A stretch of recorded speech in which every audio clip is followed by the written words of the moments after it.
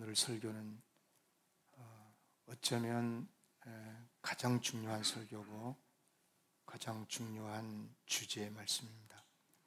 오늘 설교 제목이 십자가 아래의 은혜인데요. 절대로 딴 생각하지 말고 집중해서 말씀을 경청하시기를 바랍니다. 성령님의 역사로 이제까지 혹이라도 예수님에 대한 믿음이 부족해서 잘 안 믿어졌다면 성령님의 역사로 나의 구주로 예수님을 믿게 되는 축복의 시간이 되기를 기원합니다. 예수님의 탄생 기사하고 예수님의 십자가의 죽으심의 이 사건을 보면요, 한 가지 공통점이 나타나는데요. 마땅히 믿어야 될 사람들은 믿지 않고 믿지 않아도 될 것 같은 사람들은 믿어요. 그러니까 이스라엘 유대인들은 당연히 믿어야 될 것 같은데 안 믿고, 믿지 않아도 될 엉뚱한 이방인들이 믿고 있어요. 예수님의 탄생 기사를 보면 마태복음 2장에 나오죠. 헤롯 왕 때 예수께서 유대 베들레헴에 나심에 예수님이 태어났어요. 그때 동방으로부터 박사들이 예루살렘에 이르러 말하되 유대인의 왕으로 나신 이가 어디 계시냐? 우리가 동방에서 그의 별을 보고 그에게 경배하러 왔노라. 그런데 헤롯 왕과 온 예루살렘 이것을 듣고 소동한지라 그랬어요. 마땅히 믿어야 될 사람들은 소동하고, 예수님이 태어났다는 것을 알고 소동하고 난리가 나고, 데모가 일어나고, 반대로 믿지 않아야 될 않을 것 같은 전혀 모르는 이방인 동방 박사는 멀리서 별을 보고 와가지고 아기 예수님께 경배하러 왔고, 근데 예수님께서 죽으실 때도 마찬가지예요. 십자가에 유대인들은요 소리를 질렀어요. 뭐라고 그러냐면 그를 십자가에 못 박게 하소서. 도대체 왜 그러냐, 무슨 악을 지었길래 예수를 죽이라고 그러냐. 빌라도 총독이 그러니까 더욱 소리를 지르면서 유대인 이스라엘 사람들은 뭐라 해요? 십자가에 못 박게 하소서. 기가 막힐 이야기잖아요. 또 십자가에 달려서 예수님이, 그런데 지나가는 유대인들 중에는 머리를 흔들면서 예수를 모욕하고, 성전을 헐고 사흘에 짓는다는 자여, 네가 너를 구원하여 십자가에서 내려오라. 네가 메시아 그리스도가 맞다면 십자가에서 한번 내려와봐, 이런 거죠. 또 어떤 사람들은 듣고 보라 엘리야를 부른갑다. 예수님이 큰 소리로 운명을 하시고, 뭡니까? 엘리엘리 라마 사박다니, 나의 하나님 나의 어찌하여 나를 부르지? 고통 속에서 부르짖으니까 뭐라고 그러냐면 봐라 엘리야를 부른다. 그러니까 어떤 사람이 이 해면에 신포도주를 적셔가지고 갈대다 찍어서 예수님께 마시게 한 다음에 가만두라, 엘리야가 와서 그를 내려주나 보자, 이렇게 비난하고 조롱하고 그랬단 말이에요. 그런데 이렇게 유대인들이 비난하는 그 현장에 전혀 엉뚱한 사람이, 예수를 향하여 섰던 백부장이 그렇게 숨지심을 보고 이르되 이 사람은 진실로 하나님의 아들이었도다 라고 신앙을 고백을 하고 있다, 이 말입니다. 여러분 이상하지 않아요? 그토록 오랜 세월 갈망하면서 기다렸던 메시아가 오셨는데 유대인들은 뭐야? 그러면서 소동을 하고, 믿기는커녕 예수님을 비방하고 조롱하고 십자가에 죽게 하고. 여러분 이유가 뭘 것 같습니까? 왜 믿어야 될 사람인데 안 믿고 저럴까? 왜 그럴 것 같습니까? 이런 게요, 지금 한국 교회에서도 그대로 이 현상이 나타나고 있거든요. 왜 그럴 것 같습니까? 내가 생각하는 예수님이 아니야. 내가 생각하고 내가 기대하고 내가 갈망하는 예수상이 있어요. 모름지기 하나님이라면 이래야 되고 예수님이라면 이래야 되고, 네. 이런 기대하는 신이 있거든요. 하나님상, 그리스도상이 있는 거예요.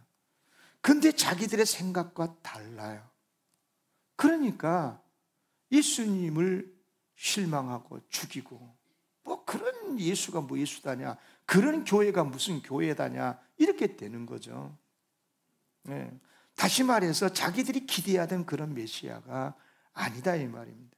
아니, 맹세기 이스라엘을 구원하기 위해서 메시아, 이스라엘 유대인의 왕으로 오셨다면 최소한 위험 있는 유대인의 왕가에서 태어나야 하는데, 아니 유대 왕가는 고사하고 베들레헴 저 구석 총구석에서 태어나가지고, 그것도 마구간에서 태어나 구유에 누였으니까 그가 어떻게 메시아일 수 있냐? 믿지 못하는 거죠. 예수님께서 십자가에 달려 죽으실 때도 마찬가지예요. 그래, 만약에 예수가 진짜 유대인의 왕으로서 메시아로 오셨다면 지금 우리나라가 얼마나 어려우냐.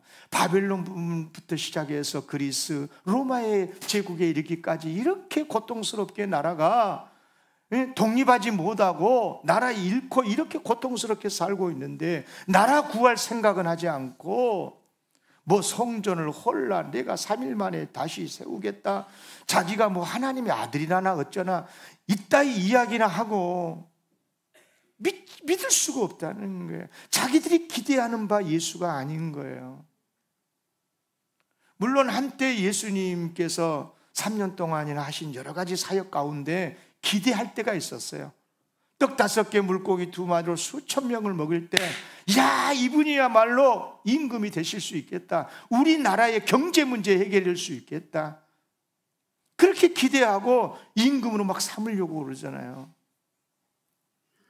주옥 같은 진리의 말씀도 들었고 많은 기적과 기사를 보면서, 야, 저분은 정말 능력 있는 분이다 기대하고 기대했었어요.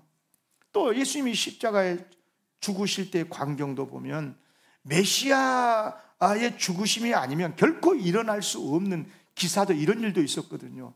제6시가 되면, 오늘 본문에 그러잖아요, 온 땅에 어둠이 임하여 제9시까지 계속하는, 예수님이 이스라엘 시간으로 지금도 같은 시간이에요. 우리보다 거기 지금 9시간 6시간 더 빠르죠. 그러니까 제9시야 제9시. 여기 제6시 제3시에 십자가에 못 박혔거든요, 예수님이. 그러니까 우리나라 시간으로 하면 9시간이에요. 제3시에 못 박혀서 9시에 못 박혀서 12시, 제6시에 정오가 됐잖아요. 그리고 운명하는 시간이 제9시 오후 3시였는데 3시간 동안, 6시간 달려있는 동안에 3시간 동안 뭐예요? 온 땅에 어둠이 임했어요. 이것은 곧 예수님이 메시아라고 하는 것을 증거해 주고 있는 기상의 변화거든요. 뿐만 아니라 38절에도 보면 예수님이 십자가에 딱 운명하시고 나니까 성소의 시장이 위로부터 아래까지 착 갈라졌어요. 이스라엘 사람들에게 가장 거룩한 현장, 하나님이 임하시는 그 현장, 가로막고 있는 그 거룩한 지성소를 가로막고 있는 휘장이 위에서부터 아래까지 찢어졌다는 것은 예수님의 십자가의 죽음이 어떤 의미라는 것을 극명하게 보여주는 표징이거든요.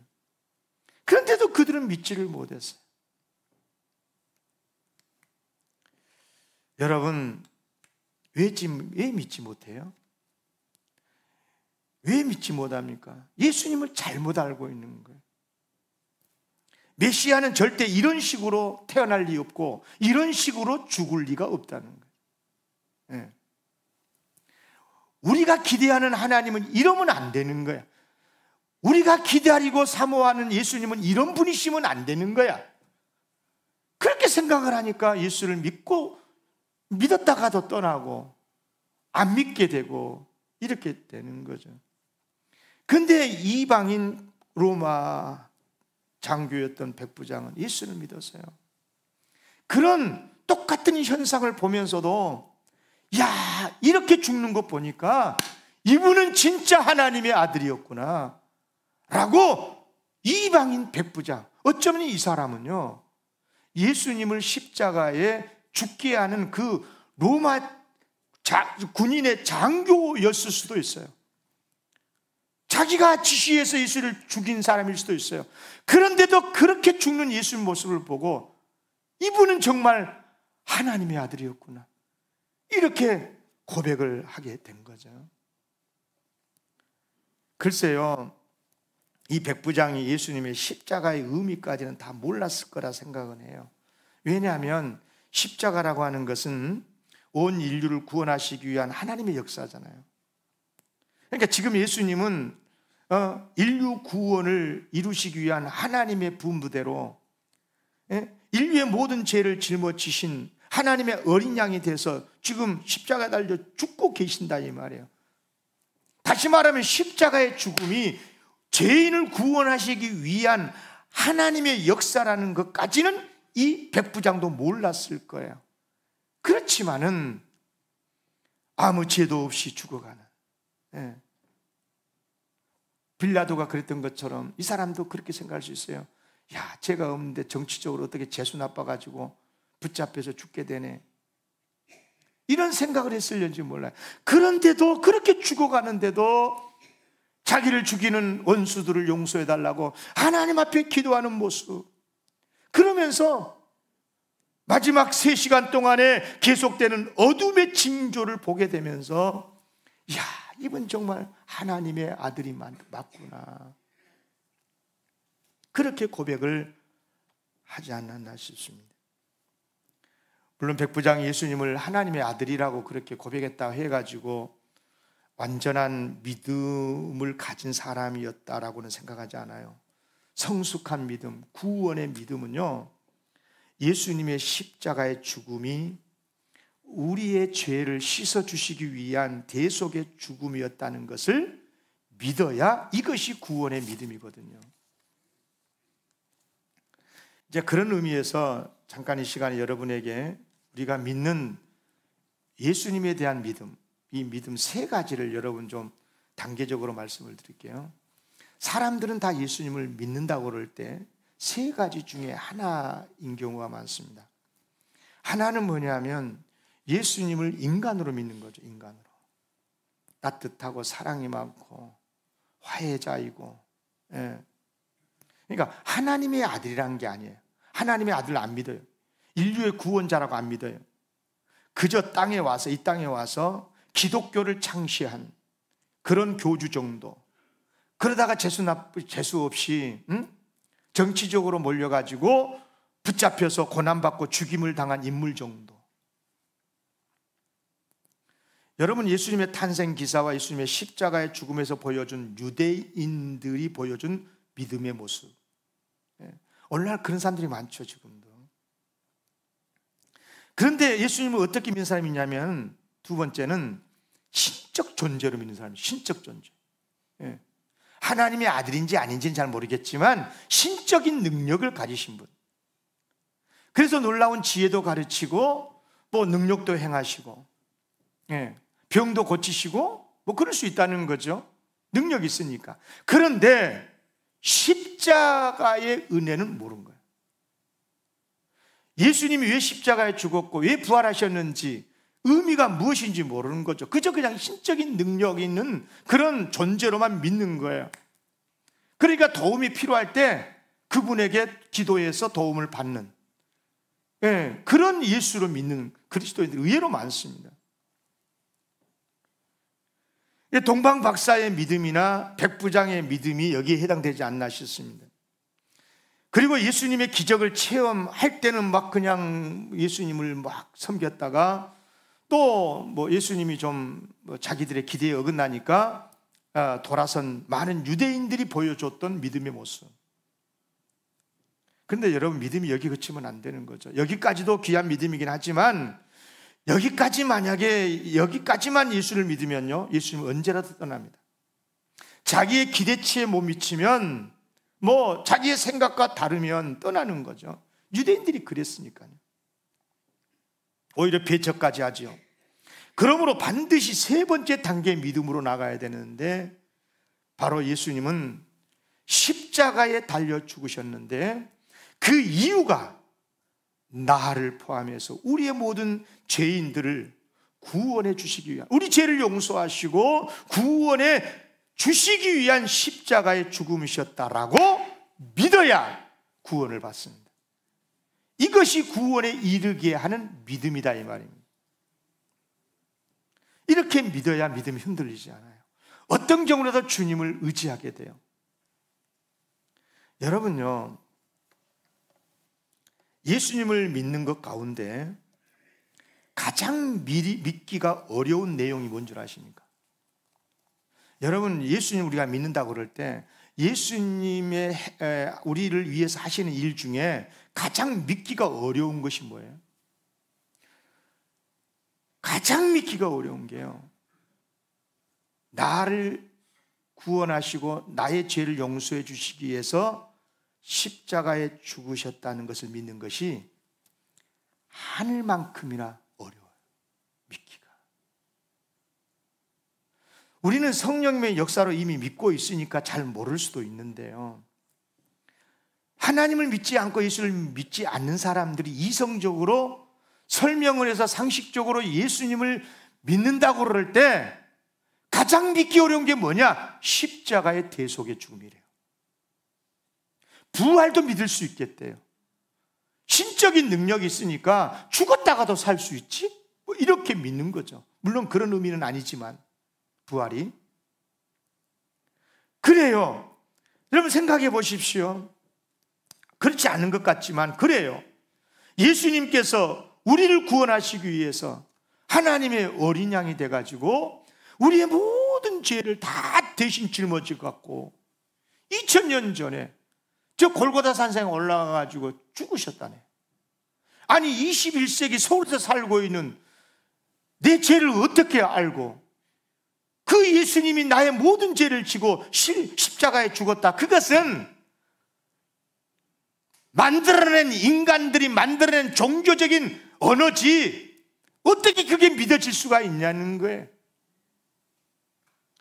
예수를 믿어서 사람이 착해지게 되고 선하게 되고 도덕적인 사람이 되고 훌륭한 사람이 됐다는 것까지는 내가 인정하겠지만, 병자를 신적인 능력 있는 분이니까 병도 고치고 죽은 자도 살린다는 것까지도 믿을 수도 있겠지만, 아니 그 예수를 내가 믿는다고 구원받는다고?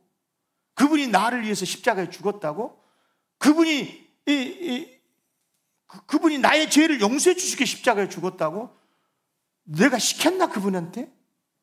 이게 이해가 안 되는 거죠. 그러니까 이성적인 그리스도인일수록, 요즘같이 상식적이고 이성적인 현대인들일수록 교회에서 멀어지는 이유가 예수님의 십자가 이 비밀한 은혜를 믿지를 못하기 때문에 그런 거예요. 여러분요, 은혜의 십자가를 믿지 못하게 되면, 믿게 되면 어떻게 생각하냐 그러면, 뭔가 내가 대가 없이, 내가 어떤 선한 일도 하는 것도 없이, 하나님 예수를 위해서 한 것도 없이 내가 공짜로 구원을 받는, 좀 뭔가 이 값싼 신앙인 같고,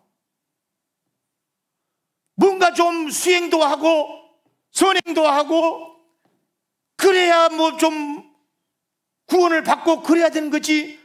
아니 예수님 2000년 전에 나를 위해서 십자가에 죽었다고 그 예수를 믿는다고 구원을 받으면 아무런 대가도 없이 공짜로 구원을 받는 거니까 뭔가 좀 불의한 사람 같고, 불의까지는 아니더라도 뭔가 공짜를 주워하는 불공정한 사람 같고, 값싼 은혜 신앙에 빠진 것 같고, 그래서 그런 사람들이 가장 많이 외치고 있는 주제가 뭔 줄 아세요? 그분들은 예수님의 십자가의 은혜를 말하지 않습니다. 뭐라는 줄 아세요?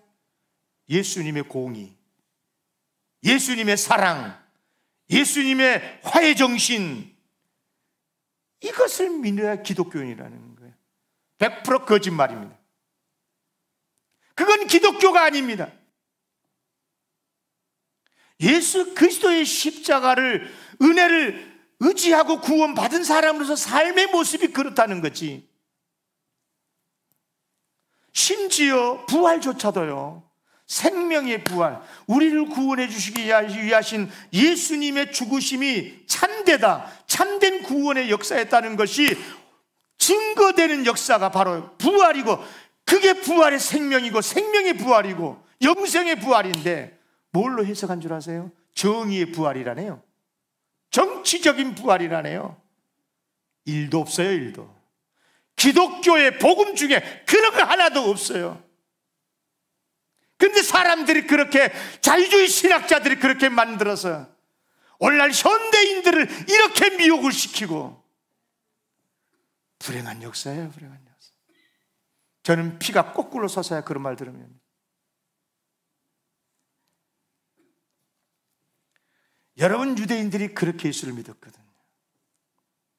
예수님의 기적을 볼 때는 메시아로 믿었지만 그 능력으로 나라를 구해 줄 줄 알았더니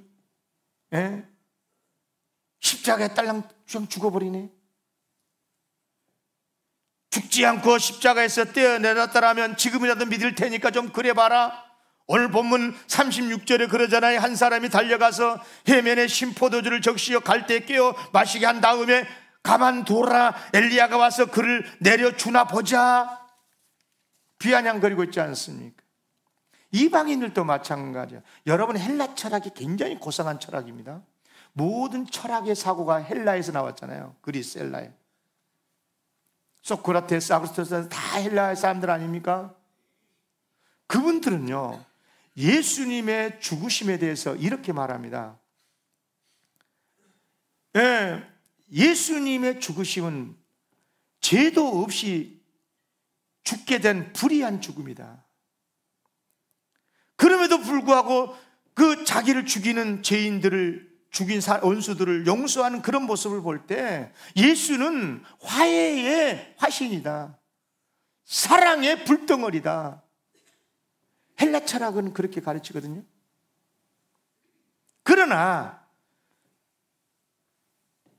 십자가의 죽음이, 그의 죽음이 어떻게 죄인들인 인간들을 구원하기 위한 죽음이냐, 이건 어리석은 기독교인만의 가르치는 어리석음이 진리라는 거예요.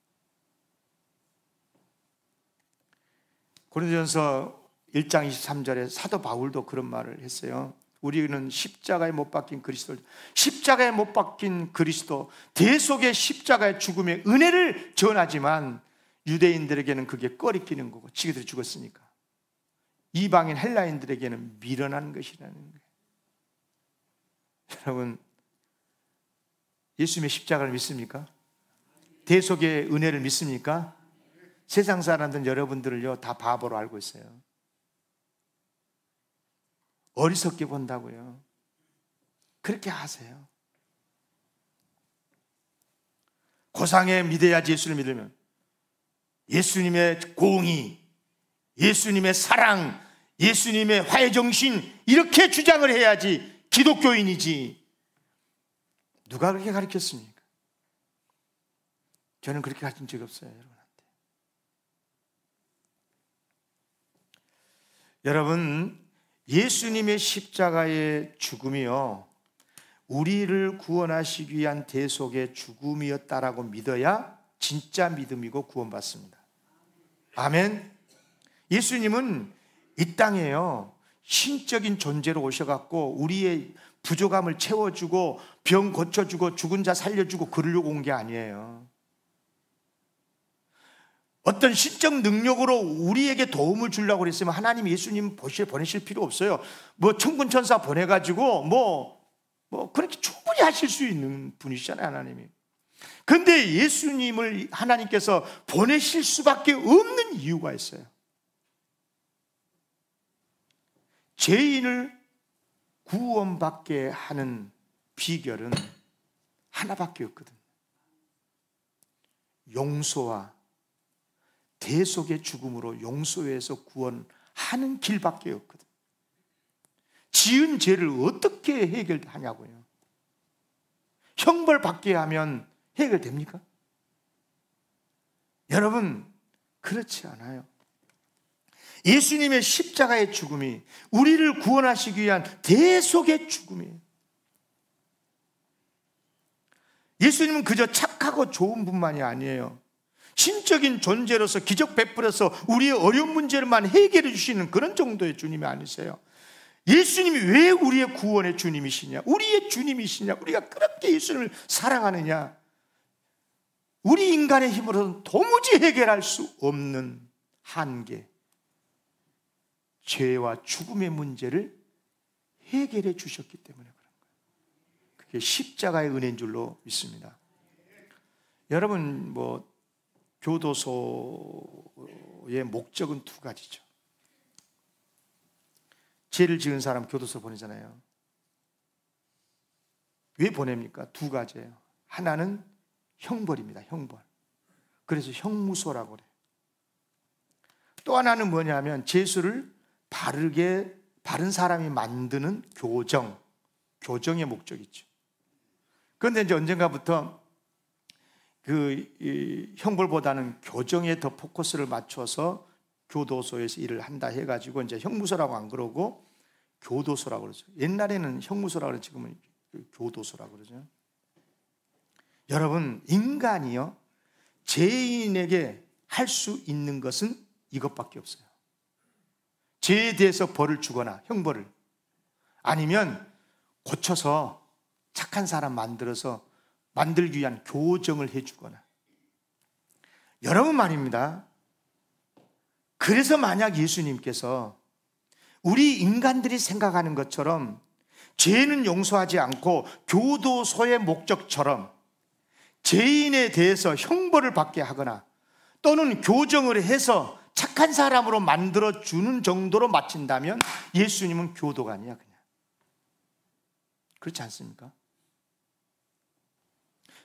아무리 좋으신 예수님이라도 형벌과 교정의 목적을 두고 교도관의 역할만 하신다면 예수님은 결코 우리의 구주가 아니십니다. 교도관이 어떻게 사형수를 살려줄 수 있습니까? 그런데 예수님이 우리의 구원의 주님이신 이유는 죄인인 우리의 죄를 용서해 주시기 위해서 당신이 대신 죽으셨기 때문에 그런 거예요.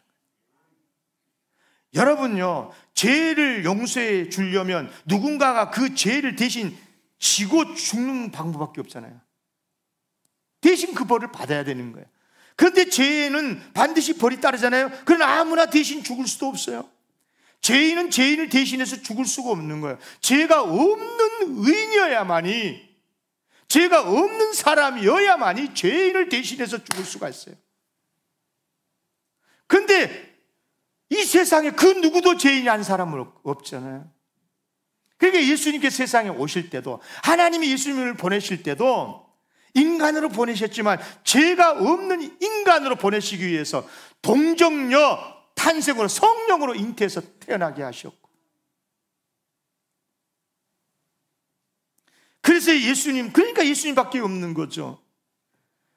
그래서 하나님은 아들 예수님을 세상에 보내셨고, 예수님은 하나님 아버지의 뜻을 받들어서 우리의 모든 죄를 짊어지고 대신 십자가에 죽으셨다는 거예요. 이것을 믿어야 죄 용서받고 구원을 받습니다. 믿습니까? 예수 믿어서 착한 사람이 되고 싶다면 예수 믿을 필요 없습니다. 불교 믿어도 충분히 착해지고요. 아니, 종교 없어도 착해질 수 있습니다. 그러나 죄인인 것을 본인이 알진데 그 죄의 문제는 죽었다 깨어나도 해결되지 않습니다. 그래서 우리가 예수님을 의지하고 예수님의 십자가 아래 우리가 갈 수밖에 없는 것입니다. 여러분요, 우리가 믿는 기독교의 믿음의 내용이 참 많습니다. 소중한 진리들이 많죠. 예를 들어서 우리가 하나님 믿는데 창조주 하나님 믿죠. 모든 세상을 지으시고 나도 창조하시고 영이신 하나님을 믿고, 하나님 눈에 보이지 않죠. 어디나 계시고 무소부재, 누구나 함께, 어디나 함께 계시고 사랑의 하나님도 믿고, 다 소중한 우리가 믿어야 되는 믿음의 내용들입니다. 보혜사 성령님도 믿고, 성령님의 열매, 성령님의 은사도 믿고, 다 중요한 믿음의 요소들입니다. 다시 오실 예수 그리스도를 믿고. 그런데 우리가 믿어야 될 가장 중요한 믿음의 내용이 뭐냐? 예수님이신데, 예수님에 대한 믿음 가운데서도 가장 중요한 믿음이 뭐냐? 죄인인 나를 대신해서 구원해 주시기 위해서 십자가에 달려 죽으셨다고 믿어야 기독교인입니다. 아멘. 그렇지 않으면 기독교인이 아닌 거예요. 그러므로 우리는 예수 그리스도의 십자가의 은혜만을 의지할 때 우리의 모든 죄는 다 용서되고 구원받는다, 이것을 믿어야, 이것이 믿음의 근원이니까 구원을 받게 되고 하나님의 아들, 딸로 살게 될 줄로 믿습니다. 여러분, 우리는 하나님을, 사랑의 하나님을 믿고 있는데요, 사랑의 하나님이시라는 게 가장 잘 나타내 보여주고 있는 현장이 어디예요? 십자가에 달리신 예수의 모습 아니겠어요?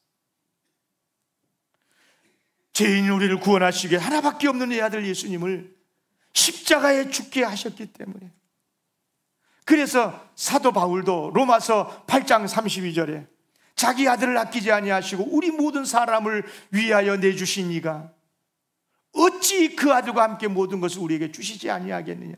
우리가 기도할 수 있는 이유, 하나님 앞에 어려울 때마다 도움을 요청할 수 있는 이유, 우리가 의로워서가 아니라 하나밖에 없는 독생자 예수 그리스도를 나를 구원해 주시기 위해서 이 땅까지 보내주신 그 하나님이 맞다면, 내가 어려울 때 도우면, 구하면 하나님이 어찌 안 들어주시겠냐, 그런 말 아니겠어요?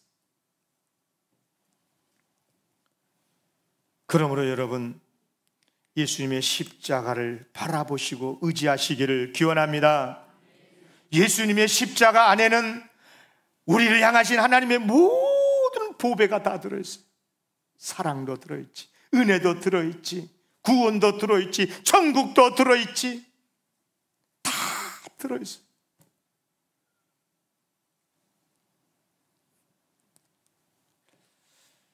여러분, 설교를 할 때, 저도 지금 설교하고 있는데 좀 부담되는 설교를 들을 때가 있죠. 여러분, 바르게 삽시다, 그런 설교를 들으면 좀 부담이 되죠. 왜냐하면 바르게 못 살고 왔잖아. 그럼 물어볼게요. 그렇게 설교하는 목사는 얼마나 더 힘들까? 그런 생각 안 해보셨어요? 부담스러워하는 성도들에게 바르게 사셔, 그렇게 설교를 뭐 하는 게 말이에요. 목사는 뭐 바르게 사니까 그렇게 설교한 건 아니잖아요. 예. 무엇보다 자기도 그렇게 못 살면서 바르게 살자고 설교를 해야 하는 목사가 얼마나 힘들겠어요. 그럼에도 불구하고 바르게 살 것을 설교할 수 있는 이유가 뭐가? 이유가 뭘 것 같아요?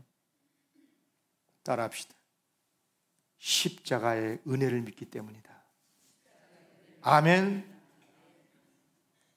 십자가를 통해 주시는 용서와 평안을 믿기 때문에.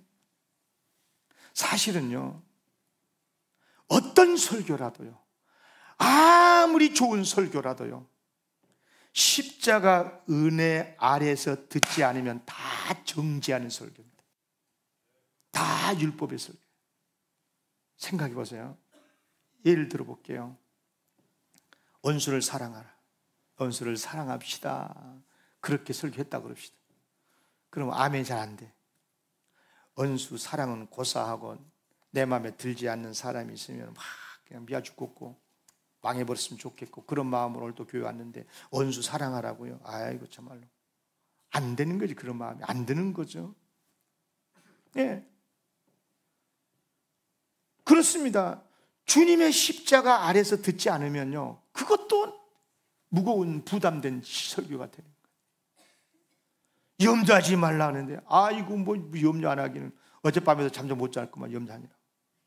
그리고 교회 나왔는데 염려하지 말라, 이런 말씀도 예수님의 십자가 은혜가 아니면 이 또한 율법이고 이 또한 우리에게 부담이 될 수밖에 없는 고통의 설교, 정죄의 설교하는 거예요. 정죄. 예. 너의 죄를 알렸다, 이런 설교가 돼버리고 마는 거예요. 모든 내용이 다 그렇습니다. 그러나 어떤 내용이라도, 어떤 말씀이라도 주님의 십자가 아래에서 들으면, 주님의 십자가의 은혜 아래에서 그 말씀을 들으면 모든 말씀은 다 이해가 되고 은혜가 되고 빛이 되고 능력이 되는 줄로 믿습니다. 나를 용서해 주시고 구원해 주신 하나님께서 내게 주신 복된 말씀으로 믿게 되기 때문에, 우리가 죄인임에도 불구하고 그러나 하나님께서 기대하시는 우리를 도우실 하나님을 기대하면서 듣게 되기 때문에 주님의 십자가 아래에서 신앙생활 하시기를 바랍니다. 금년 우리 교회 표가 성령의 능력으로 부흥하는 교회죠. 그죠? 그러면 이런 생각 딱 할 겁니다. 우리 교회가 부흥하기를 원하는데 그러려면 성령의 능력이 충만한 교회가 돼야 되겠구나. 아멘입니까? 예, 축복하겠습니다. 성령의 능력으로 충만하시길 바랍니다. 그러면 성령 충만, 성령 능력 충만이란 게 뭐예요?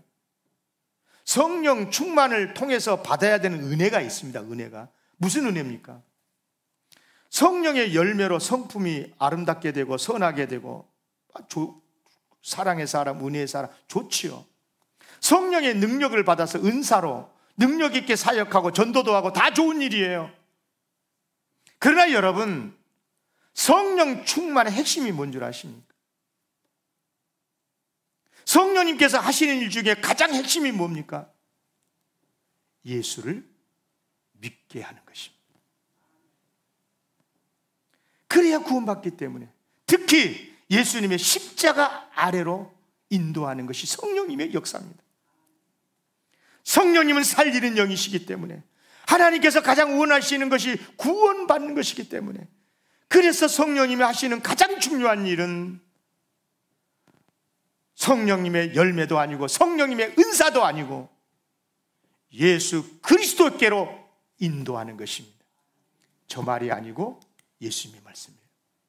다 같이 요한복음 15장 26절 읽겠습니다. 시작. 내가 아버지께로부터 너희에게 보낼 보혜사 곧 아버지께로부터 나오시는 진리의 성령이 오실 때에 그가 나를 증언하실 것이요.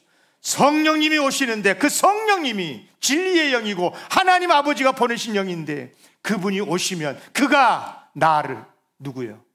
예수님을 증언하실 것이다.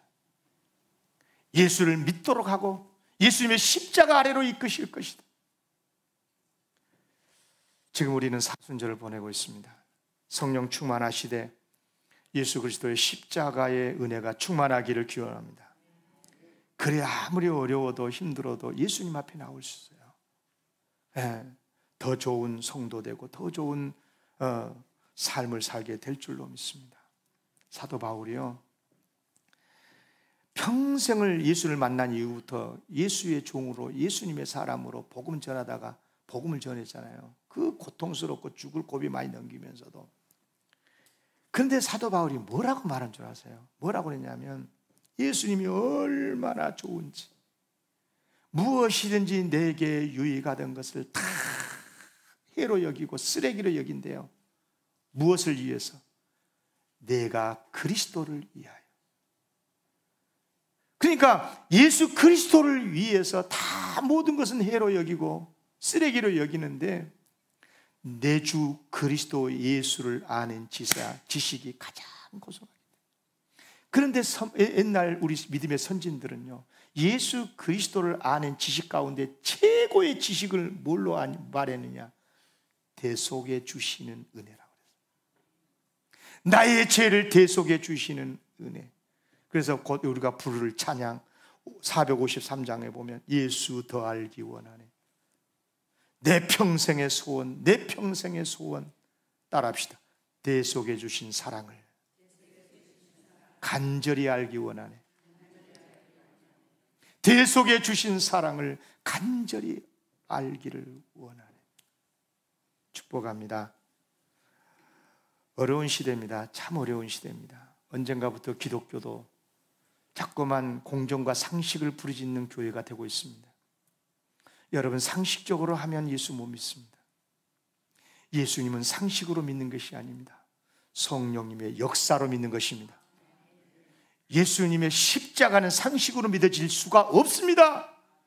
예수님의 십자가는 나의 죄를 용서해 주시기 위한 예수님의 대속의 죽음인 줄로 믿습니다. 이게 상식입니까? 성령님의 역사로 예수 그리스도의 십자가 은혜가 충만하시기를 주의 이름으로 기원합니다.